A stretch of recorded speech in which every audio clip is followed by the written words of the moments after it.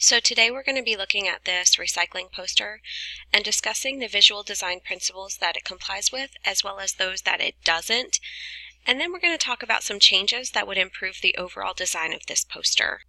So the first thing I want to discuss is the alignment principle. Clearly, when you first look at this image, your eyes don't know where to go, so it doesn't really comply with the alignment principles, and with the information and the images in various corners of the graphic, it creates a split attention effect without any real symmetry. Also, the recycling icon isn't centered, which makes the image feel lopsided. With that being said, there is some sort of visual hierarchy established because of the contrast and the weight of the title. The eye goes there, but from there the eyes don't know where to look.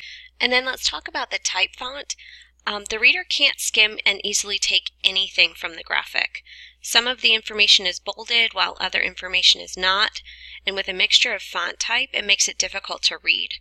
Because there are various fonts and colors used, the graphic doesn't appear unified, and that as well creates a split attention effect. So let's talk about that recycling icon.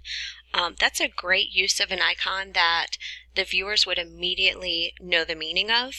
But because it's so prominent and sort of off-center, the viewer's attention is drawn away from the other pertinent information because of the size, weight, and position. To remedy this issue, I would center the icon between the important information, and then I would darken the text and make the font larger so that the valuable information holds just as much weight as that icon. This image does group the important information, at least in some form or fashion.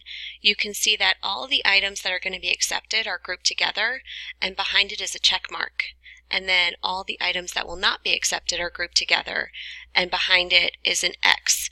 Now, that's a great use of grouping and proximity, but it's kind of hard to decipher what they're trying to tell us. The check mark is used to show what's accepted, and the X represents what is not, but the eye isn't immediately drawn to those. It causes this extraneous load when the viewer is trying to connect the dots. To remedy this, I would create text boxes, one for the accepted material and outline it in green, and then I would add a text box for the unaccepted materials outlined in red, and these would signal to the viewer exactly what they can and cannot bring. As I mentioned before, this image is busy. The eyes don't know where to look, and there's nowhere really to give them a rest. The white space is ignored. To fix this, I think it needs to remove any unnecessary visuals, like the seagulls in the corner. I'm not exactly sure what they're doing there. To make it look less cluttered. They're detracting from the message. And I would also unify the font. There's too many different font colors and font types to really make any kind of unified message or image. So now let's take a look at what this image would look like all cleaned up. The annual recycling day is still prominent up top. I moved the slogan right below it, "Keep Napier Beautiful." The accepted and not accepted items are now grouped separately in text boxes, nice and neat and clean. I kept the green check mark and the X to show what's accepted and what's not accepted as a visual reminder. And then right in the middle, I centered that recycling logo.